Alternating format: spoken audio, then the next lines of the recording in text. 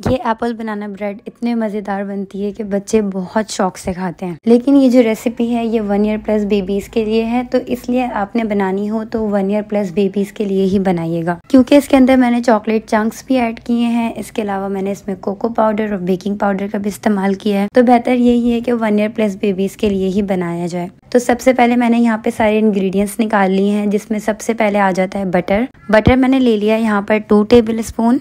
उसके बाद यहाँ पर है शक्कर, ये मैंने डार्क वाली शक्कर ली हुई है क्योंकि मेरे पास वो दूसरी वाली अवेलेबल नहीं थी, तो आप कोई दूसरी भी ले सकती हैं। उसके बाद यहाँ पर तकरीबन मैंने 6 टेबल स्पून लिए हैं आटे के, यानी जो चक्की का आटा होता है नॉर्मली घर में जो इस्तेमाल करते हैं रोटियों के लिए हम वो। और इसी आटे में मैंने ½ टीस्पून ऐड किया था बेकिंग पाउडर और तकरीबन 2 चुटकी मैंने इसके अंदर नमक लिया है। और उसके बाद यहाँ मैंने तकरीबन 7 से 8 इलायची के दाने अच्छी तरह से कूट लिए थे। अगर आपके पास इलायची का पाउडर अवेलेबल है तो आप वो भी यूज कर सकती हैं। मैं इसी तरह से इस्तेमाल करती हूँ क्योंकि इसकी खुशबू बहुत अच्छी आती है। इसके अलावा यहाँ मैंने 1 टेबल स्पून लिया है कोको पाउडर का। कोको पाउडर मैंने इसलिए बहुत जरा सा लिया है क्योंकि मैंने इसमें चॉकलेट चंक्स भी ऐड करने हैं। इसके बाद यहाँ मैंने 1 केला लिया है और 1 सेब लिया है और अंडा भी 1 ही लिया है और चंद कतरे मैं ऐड करूंगी वनीला एसेंस के।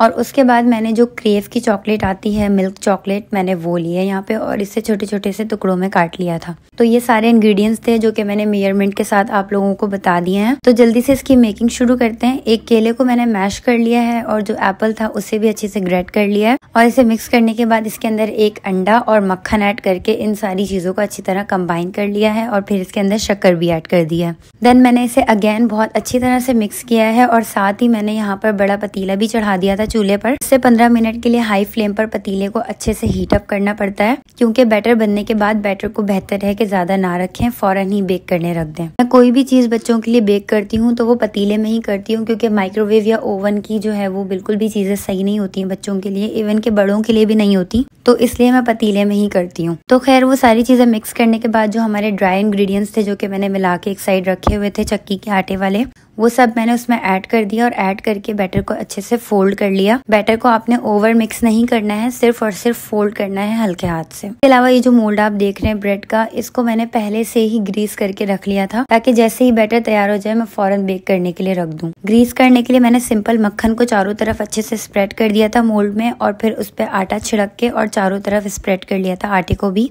देन मैंने मोल्ड में बैटर ऐड करने के बाद इसे अच्छे से 3 से 4 मरतबा टैप टैप कर लिया था ताकि जितने भी एयर बबल्स हैं अंदर वो बाहर आ जाएं। उसके बाद मैंने इस पे चॉकलेट स्प्रिंकल की है और मैंने इसे बेक करने के लिए रख दिया। 4:05 पर मैंने इसे बेक करने के लिए रखा था और यहाँ पर 4:45 भी पूरे नहीं हुए हैं और ये बेक हो चुका है अच्छे से।